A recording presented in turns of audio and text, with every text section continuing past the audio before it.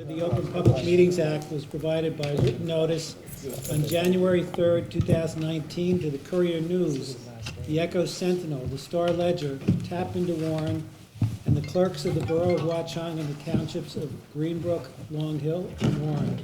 Do we have a roll call, Mr. Stiles? Ms. Barone? Here. Mr. Fahey? Mr. Hayek? Here. Mr. Hunsinger? Here. Mr. Morrison? Here. Ms. Ober? Here. Ms. Potter? Here.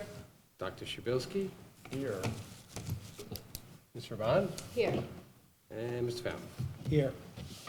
Please stand for the Pledge of Allegiance.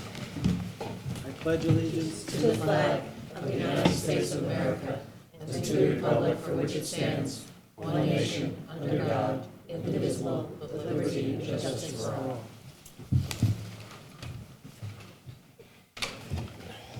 I will entertain a motion in accordance with the provisions of the New Jersey Open Public Meetings Act, be it hereby resolved that the board move into executive session to discuss confidential personnel, legal and student matters, WHREA negotiations and grievances, after which action may be taken, will be taken. It is expected that the matters discussed in executive session will be made public as soon as the need for confidentiality no longer exists. Thank you. Second. Thank you. Well, good evening. First, I just wanted to talk a little bit about the election we had. We had unopposed race in Long Hill. So we welcome back Rita Barone. Oh, wow.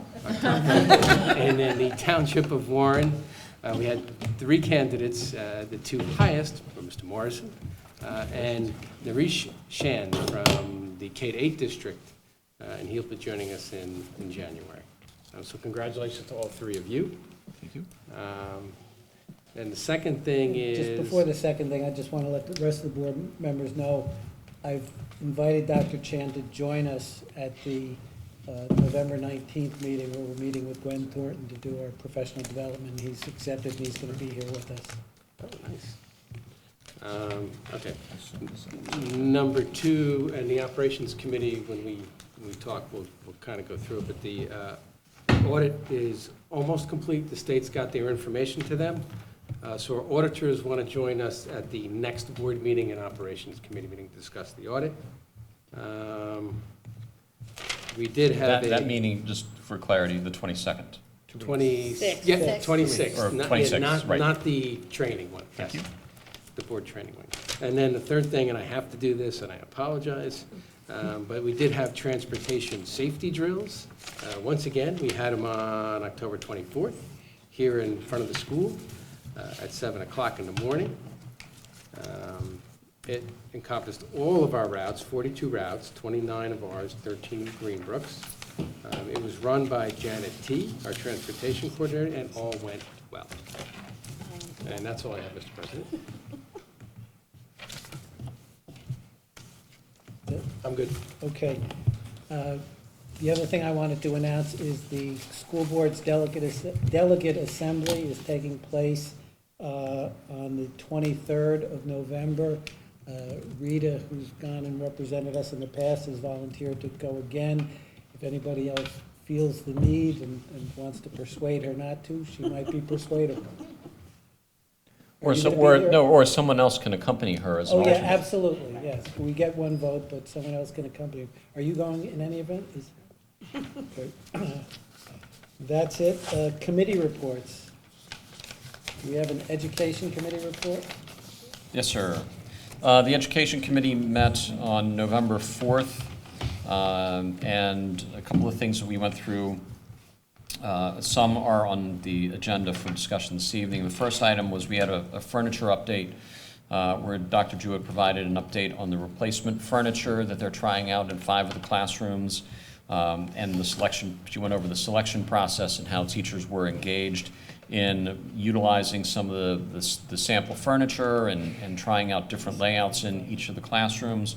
There were 3 bids that were received. And Mr. Stiles discussed the bids with the committee in more detail, and just want to let you know that they'll be on the agenda for preview tonight and approval on the 26th. And if you have any questions specifically about the bids themselves, Mr. Stiles can address those. We also discussed the vaping and kind of our approach to vaping here at the school. Vice Principal Flacker joined us and explained that key groups have been meeting to discuss both our vaping policy and guidelines. They discussed the key issue of prevention, cessation, consequences, health and safety in a way to deter students from vaping. More consequences, such as suspending of parking privileges, adding nurse evaluations, increased in-school suspensions, mandatory parent meeting, and mandatory counseling sessions with the SAC were discussed for inclusion in the student parent handbook. They recommended that there be really no changes to the policy at this time, because when we rewrote the policy a few years ago, there were electronic cigarettes, and we wrote at the time, and we wrote the policy generalized enough to be all-encompassing, so it includes all the vaping products. So there's no need to change the policy, but they are recommending some changes to the student parent handbook, particularly as it relates to consequences. We had a follow-up discussion following the October presentation on school performance. We discussed some of the areas of, really we spent a lot of time talking about what other types of assessments that we can be looking at beyond the state assessments that were given, considering that the state assessments keep changing, and as a result of that they keep changes and they're not really comparable. And so what are the metrics that we as a board would find useful in having reported beyond just what we're getting from the state? So we had a pretty robust discussion around that. We didn't necessarily settle on anything, but we are looking at finding ways to provide a more holistic look at our student performance.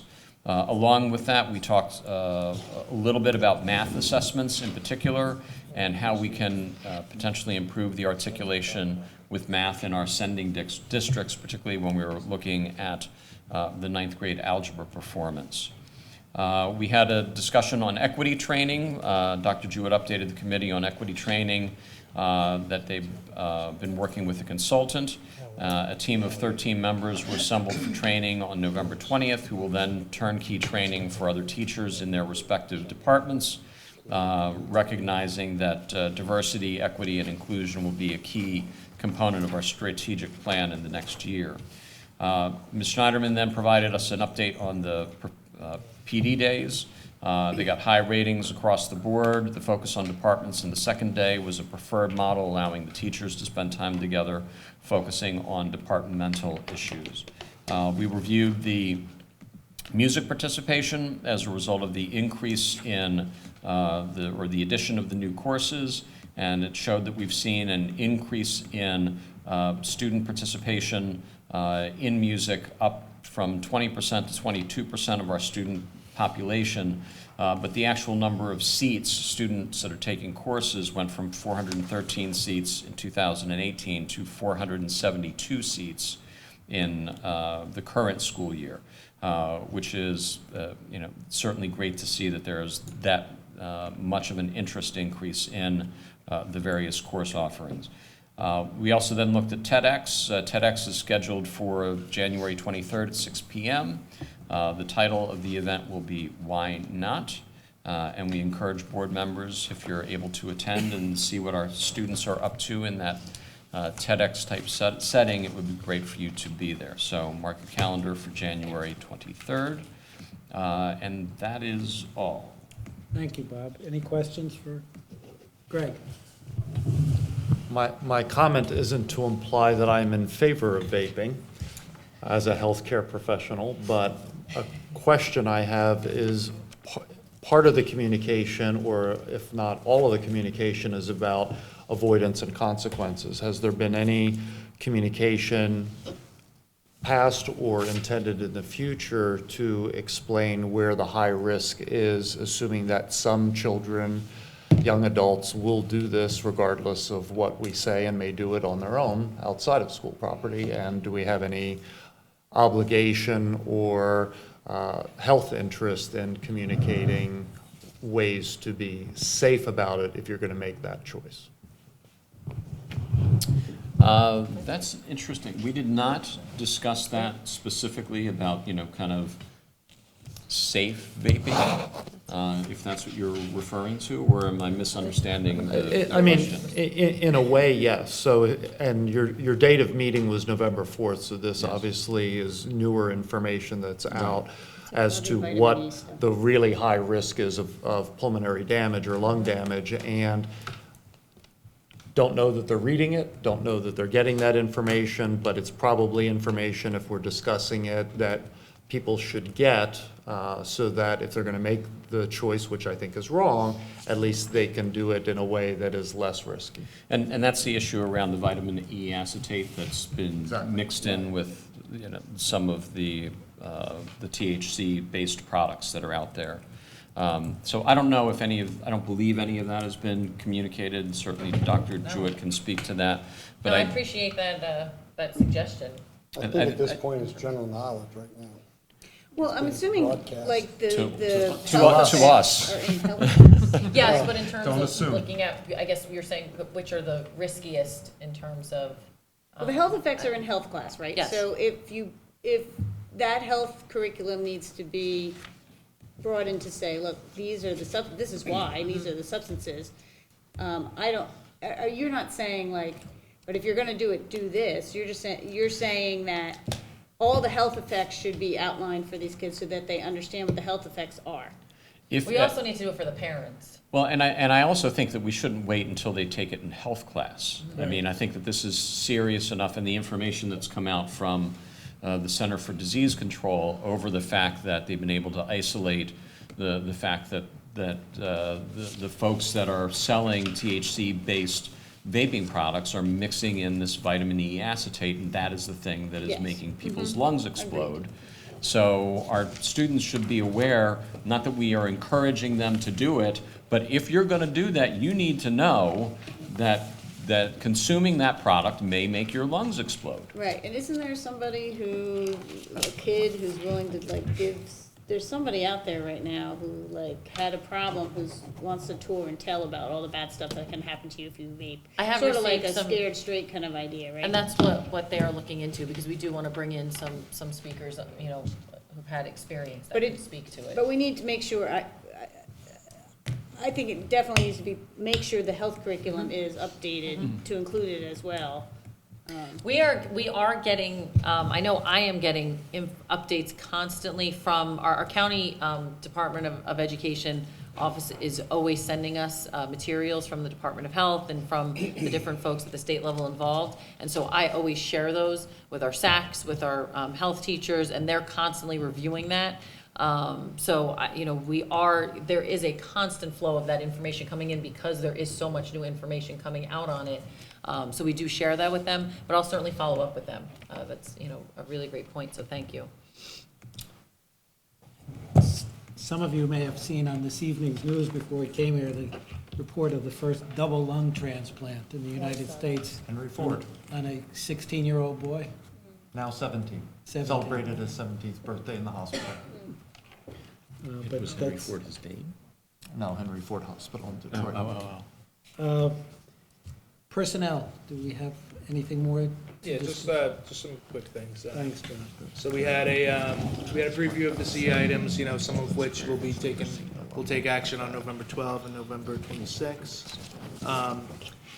We talked about the principal search. There was a meeting at 6 with the parents after the personnel committee meeting, so I don't know how that went. Who was there? I mean, maybe you can give us an update on how the turnout was. No, we received input from parents via email. Oh, okay. We did not, we did hold a meeting, but You did? unfortunately, we did not have any attendance at that meeting. But I did have Oh, parents okay. reach They out must- to They us must have thought it in was a Board email. of Ed meeting. Okay, yeah, makes sense. Okay.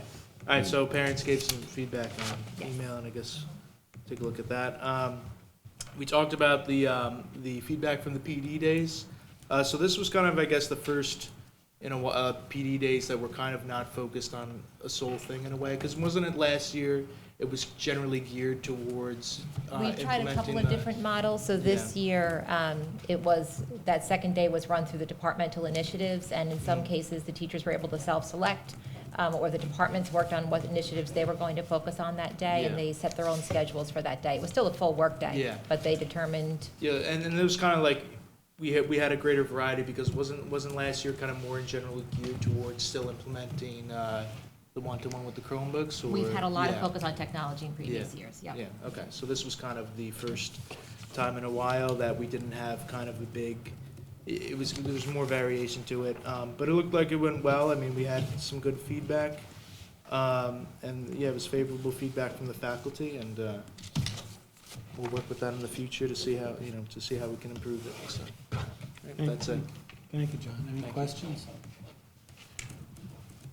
I just want to add two things. One, just a reminder, we've got a meeting next week on the 19th for some board professional development. Gwen Thornton is coming and is going to address for us not only some of the outstanding or the attributes of outstanding boards and what board members do, but also talking about ways that we can work as a board to support the administration and work with the administration on things that are going to directly affect student achievement and performance. So hoping we can all gain from that next week.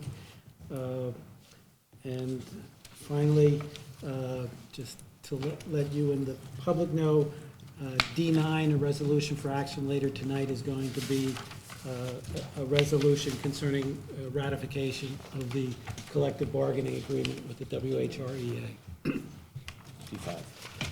Having said that, we're moving to, I think, Peter, that's D5. I It thought was I like s- D9. I thought I said D5. You said Did you 9. say five? said What I'm sorry, D9 are we I meant talking about? 5 if I said 9, I apologize. It's like, what? There is no 9. Okay. I was trying to trick Mike.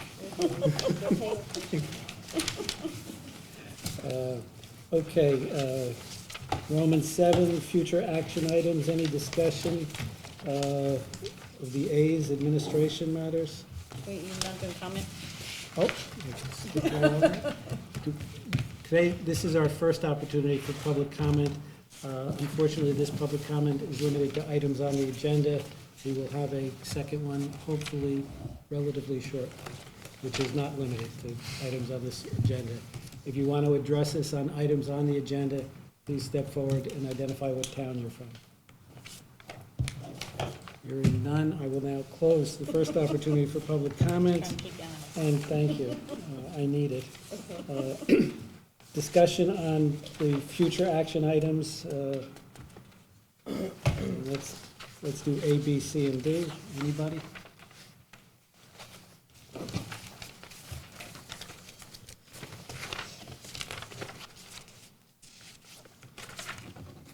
These are the items on which we'll take action at the November 26th meeting.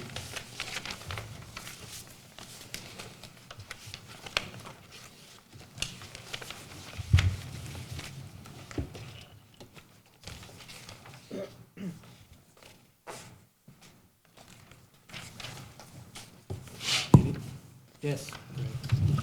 I guess just a favorable comment. I remember years back, some frustrations of getting sort of after the fact requests for things like under Section A and trips and so forth, and we're not seeing it anymore, and so I wanted to acknowledge, thanks for taking care of it, and appreciate it.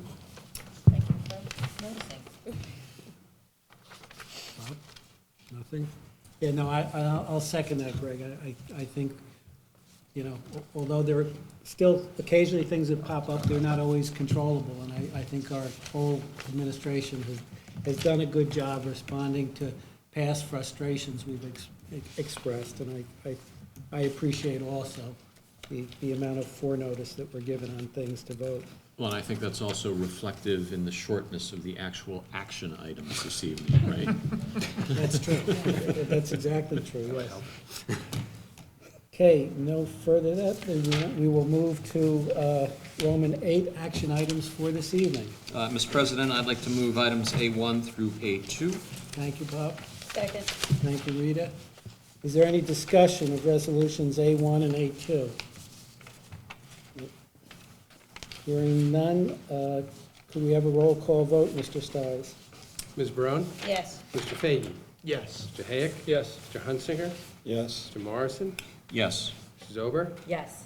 Ms. Potter? Yes. Dr. Shabilsky? Yes. Ms. Ravon? Yes. And Mr. Fallon? Yes. Motion's carried. Mr. President, I'd like to move items C1 through C3. Thank you, Bob. Second. Thank you, Rita. Any discussion on resolution C1, C2, and C3?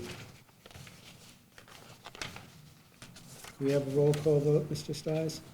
Ms. Barone? Yes. Mr. Fahey? Yes. Mr. Hayek? Yes. Mr. Hunsinger? Yes. Mr. Morrison? Yes. Mrs. Ober? Yes. Ms. Potter? Yes. Dr. Shabilsky? Yes. Ms. Ravon? Yes. And Mr. Fallon?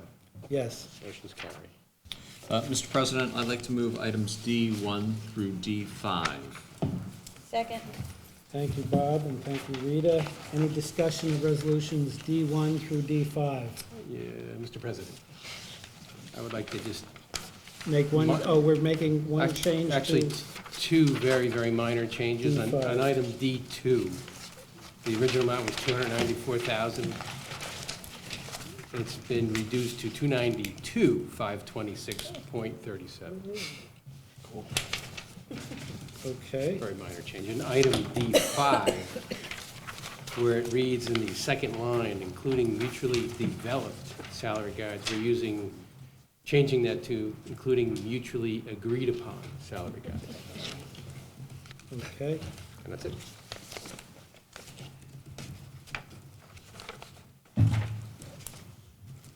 And just to follow rules, Motion to. make those two approve- amendments? Yeah, make those two Second. amendments. Again, all in favor? Aye. Okay. That was Rita and Dr. Shabilsky moved and seconded. Mr. Stiles. No further discussion on D1 through D5. Could we have a roll call vote, Mr. Stiles? Ms. Barone? Yes. Mr. Fahey? Yes. Mr. Hayek? Yes. Mr. Hunsinger? Yes. Mr. Morrison? Yes. Mrs. Ober? Yes. Ms. Potter? Yes. Dr. Shabilsky? Yes. Ms. Ravon? Yes. And Mr. Fallon? Yes. Motion's carried. Thank you. Mr. President, I'd like to move item D6. Thank you, Second. Bob. Thank you, Rita. Any discussion on resolution D6? We have a roll call vote, Mr. Stiles. Ms. Barone? Yes. Mr. Fahey? Yes. Mr. Hayek? Yes. Mr. Hunsinger? Yes. Mr. Morrison? Yes. Mrs. Ober? Yes. Dr. Shabilsky? Yes. Ms. Ravon? Yes. And Ms. Fallon? Yes. Motion's carried. Thank you. So for once, I told the truth. Now, we're now at the second opportunity for public comment, which is not limited to agenda items. If you'd like to address the board, please step forward and identify what town you're from, and if you're a student, let us know, and address the board for 5 minutes. Hi, I'm Ryan Lin. I'm from Long Hill Township. I'm a senior at Watchung Hills Regional High School. And I would like to thank Superintendent Jewett and members of the board for hearing the public out. And I don't imagine students usually come here that very often, but I feel like today is a good time for a student to come here and represent the student body. I just wanted to let the board know that the students are planning an event for November 20th in response to the blackface incident that occurred on an off-school campus party. It will be a response where the students will walk out onto the track, we'll hold our flashlights, and then we'll have some ADL speakers come speak to the public to let the community know that we're doing something to move forward. But the students, I spoke to a lot of them, and a lot of them told me that this event is, you know, something great. We have an Instagram account. We're gonna promote it. We're gonna get the stores out to put up our flyers, and we're hoping that members of the board can attend on November 20th at 6 o'clock, I believe. We're hoping to see you there. But the students were also telling me that, you know, this event, although how great it is the bare minimum that we can be doing to address the issue that is currently in our schools. Like, the students here are not very happy with this school, to be honest. In my 4 years, I have never heard a student say, oh, I love Watchung Hills. It has always been a place where students come, they drudge through the day, and then they leave at 2:45. And the students want a seat at the table to be able to represent themselves, to have a voice in what goes on in the school. Thank you so much. Thank you, Thank Mr. you. Lynn. I just have a, who'd you say was gonna come speak? Someone from the Anti-Defamation League. It's actually, we finalized it today. I actually have to find out who he's affiliated with, but the equity consultant that we have working with us from US2 Consulting, she has somebody that has experience with this, with actually reconciliation in communities and restorative justice, and that's who's going, we have his biography. We just finalized it today, so that's who actually is going to be, we're setting up a conference call with him, with the students, so that way they can plan for the event. So I can get you that information, John, if you're interested. Yeah, okay, yeah, I just wanna see. Mhm. I'm just curious. Okay. Just give me a second.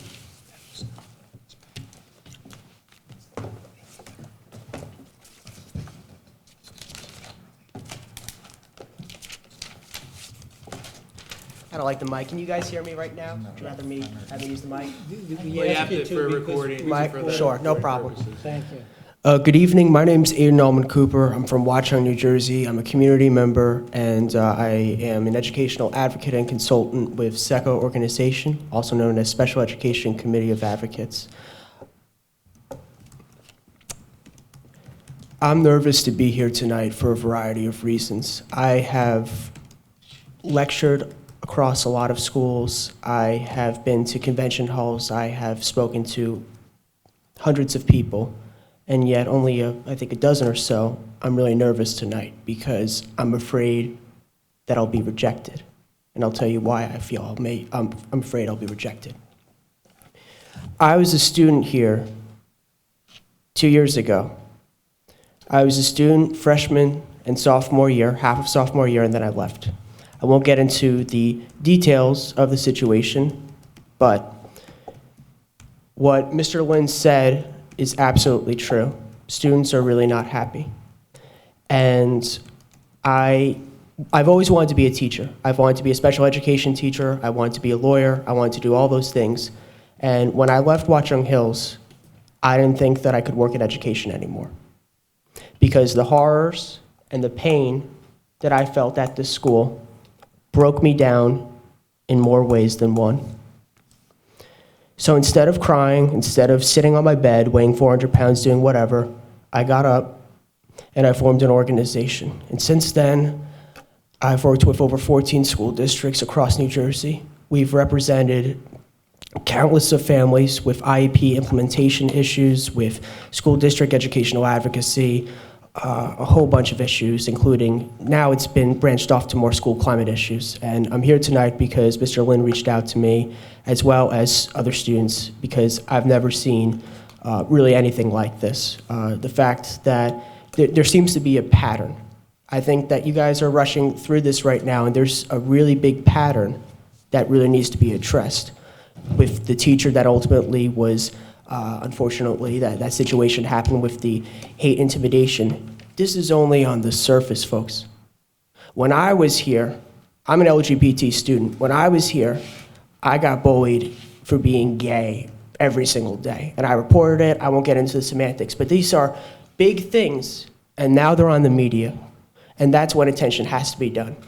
These little things are happening, and then we smooth it over, and we kind of try to, say it's okay, because we want to have a really great school. And I believe in this school. I've heard stories of people that have been here, and I hear really great things, but we have lost our way. When these things are happening, it's such a sad thing.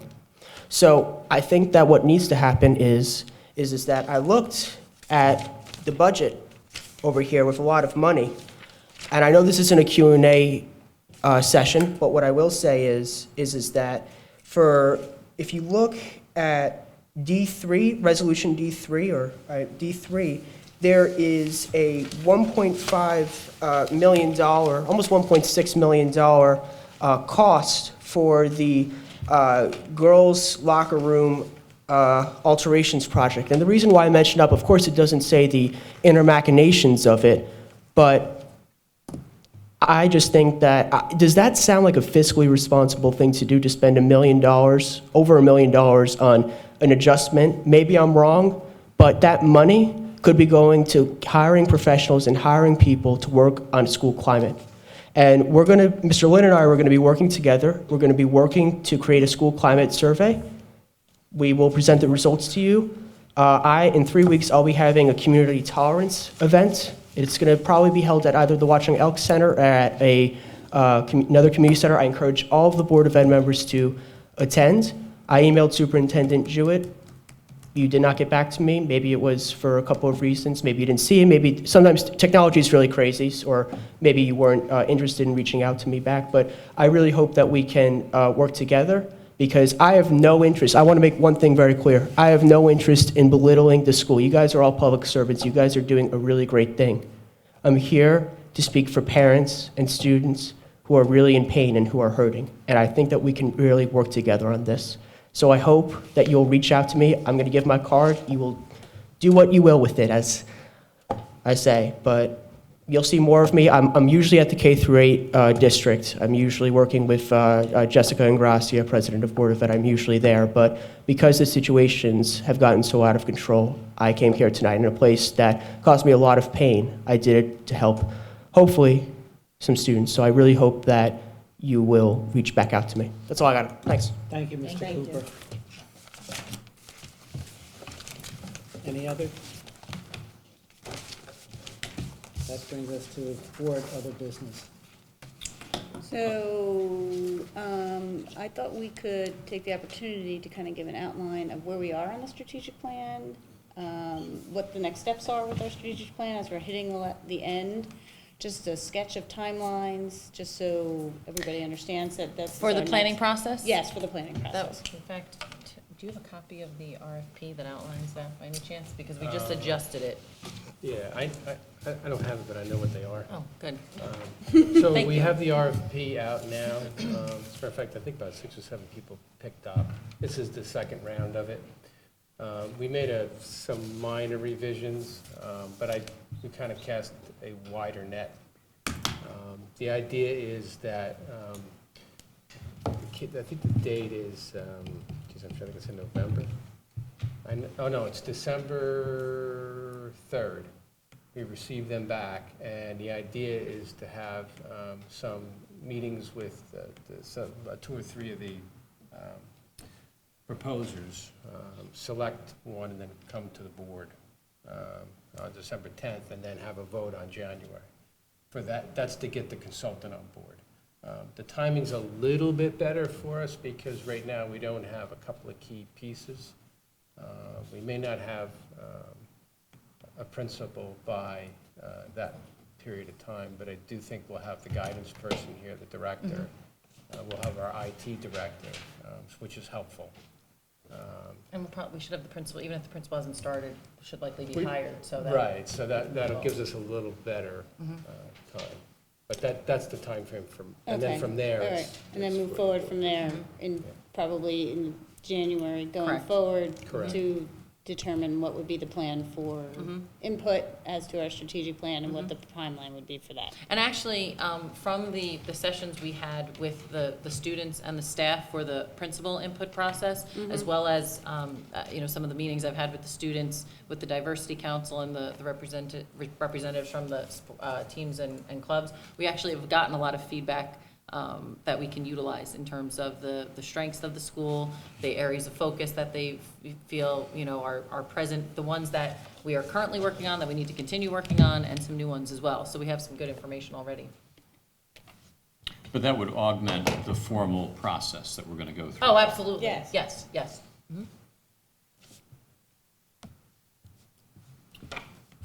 Anybody else? Bob? 2 things, just and is there any update on the shared services conversations with our sending districts? Unfortunately, no, there is not, because what I had tried to have scheduled wasn't able to come about because of a problem with my schedule at the last minute and one of the other board presidents. So I'm now hoping to have a date in very early December, so that we can, kick it off more. Okay. Then the second is just a reminder to the board members that the Somerset County meeting is a joint meeting with Mercer County on Thursday evening to have a presentation again on the later start times. That'll be Thursday evening at Cherry Valley Country Club in Montgomery. Dinner at 6, presentation at 6:45. Peter's certainly talked glowingly about that presentation, so And I'm if I'm you're, going again to see it a second time. great, so, This Thursday. yeah, this Thursday. Yeah, and you can, each of you can sign up on the school board's website yourself for that, even as late as tomorrow. That's not a problem, and you'll be registered. You can even walk in and sign in at the door, so. And if So, some of us want to go, let me know, because I'll at least be driving down there if I'm anybody wants to registered. carpool. so we would have gotten some sort of email in our, Usually from school boards. School boards Yeah, you usually got send it out. plenty of emails about this. the question is whether or not I still have them. I can forward it to you. Okay. Sure. I thought you sent an email out to several of us who were I know, the school registered. boards does. School Boards Association does. But I thought somehow I I will got, You I will contacted tonight me and we- I know I forward did, it. but I thought I got something that mentioned who from here was going. Oh, well, it always, if anybody wants to go, you can always Oh, just I got it. call, From send October me an email or 18th, it whatever, shows we'll up. set you up. October 18th, I have one. I will send it to you, Ravon. Okay. Thanks, Bob, for reminding me of that, yeah. Are we going to go back into private session to continue the discussion? I will entertain a motion in accordance with the provision of the New Jersey Open Public Meetings Act. Be it hereby resolved that the board move into executive session to discuss confidential, legal, and student matters, after which action will not be taken. It is expected that the matters discussed in executive session will be made public as soon as the need for confidentiality no longer exists. So moved. Thank you. Second. Second, all in favor? Aye.